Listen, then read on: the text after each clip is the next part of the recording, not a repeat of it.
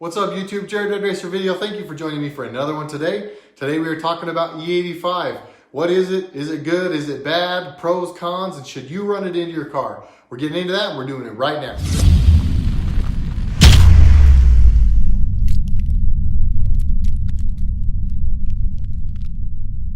Like I said, everybody, thanks for joining me for another video today. If this is your first time on the channel, however, this is a channel about car stuff. I am a car guy. I have been in sales, I've been in service, I've been in finance, I've run body shops, I've worked at JDP doing high performance stuff.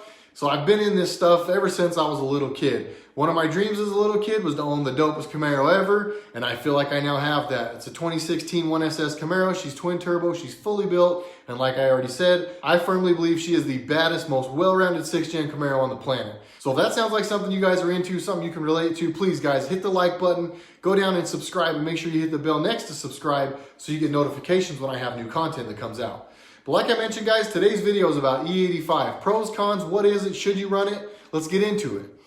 E85 is essentially 85% ethanol, 15% gasoline. That's the E85. It's basically E and then the percentage of ethanol that's in the fuel. Many of you probably don't know, when you go to the pump and just get regular gas, you're actually running E10. Most of your fuels now, and if you look on the pumps, it says may contain up to 10% ethanol. They are using ethanol in almost all of the fuels now, and you can get some clear 88 or some pure gasoline stuff, so it's still out there, but the mass majority of the fuel you guys are running in your car is actually E10. A lot of people don't know that.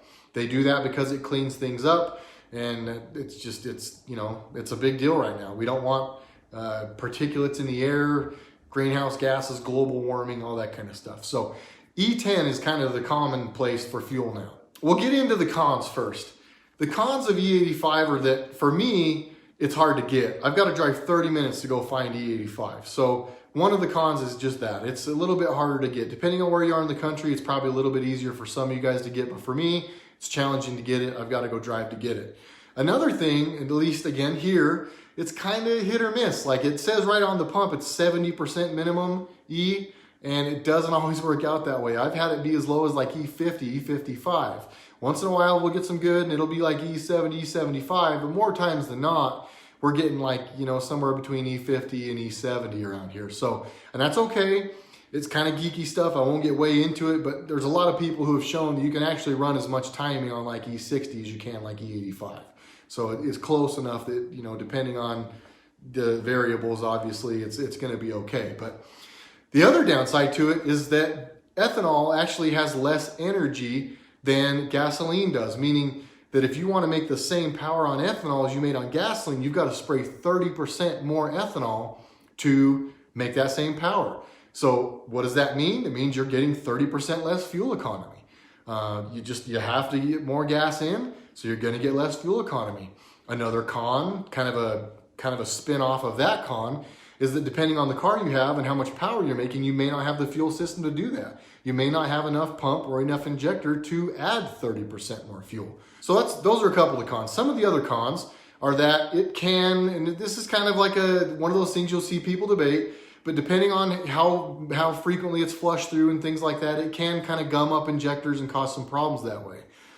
You'll see a lot of people that'll say the fuel can't sit and it doesn't have a good shelf life. And that is true. Basically, 90 days is going to be your shelf life, give or take, on ethanol-based fuels or alcohol-based fuels.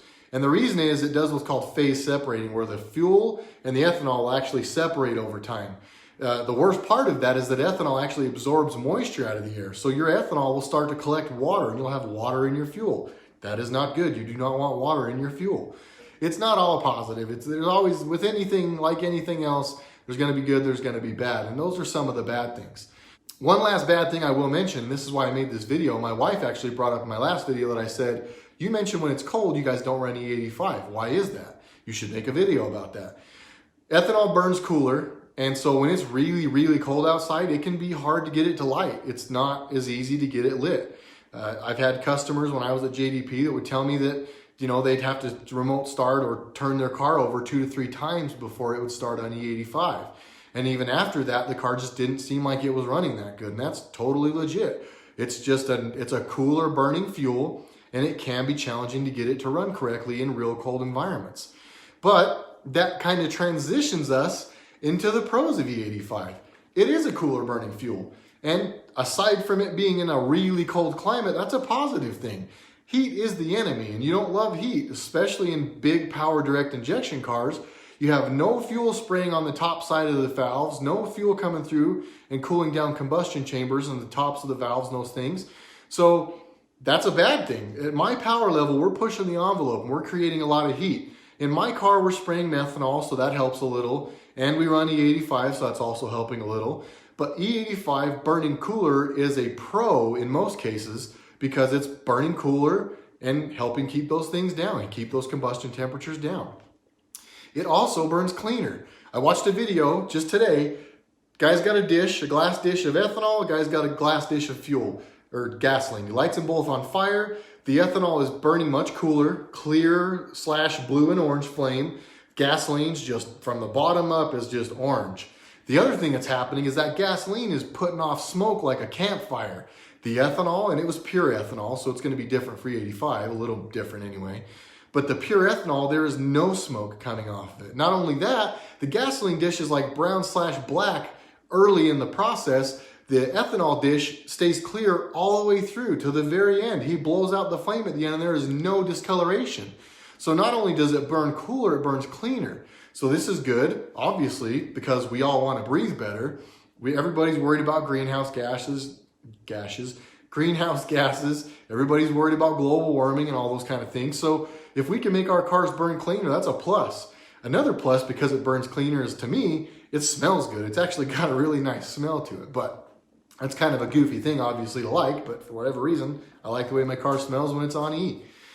Another one of the pros, guys, being cooler, it's going to help with detonation. So it's going to keep, pre-ignition and some of those kind of things from happening, where with gasoline, you might run into that more. The octane rating of E85 is 105.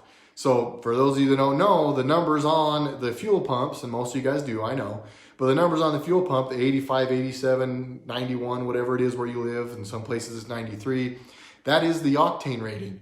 So to get 105 octane gas, you'd have to spend like $6, $7, $8 a gallon for race gas. Or you have a flex fuel sensor installed, you have your tuner tune the car for it, and then you can get government subsidized race fuel, E85, at the pump for, in most cases, it's quite a bit less than gas. And I want to say here it's like 30 or 40 cents less a gallon to get that. So you've got higher octane, you've got lower cylinder temperatures because it's burning cooler, and it's cheaper to run. Again, you've got to run 30% more of it. So there's going to be the pro there or the con there that, the car's getting less fuel economy. And I have observed that, this car gets, it's 4 or 5 miles a gallon less on E85 or E60 to E70-ish than it did when it was on straight gas. So there is obviously ups and downs to all of that. But pros and cons, guys, quickly, we'll just paraphrase.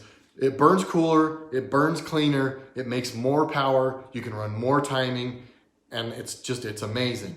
The cons, or maybe the people who don't want to run it, if you don't have the fuel system to support it, you don't want to run it. Having said that, there are people who take their stock cars and they just start running 85, whether the car is made for it or not. And I was really surprised to find there are more people that do this than I realized.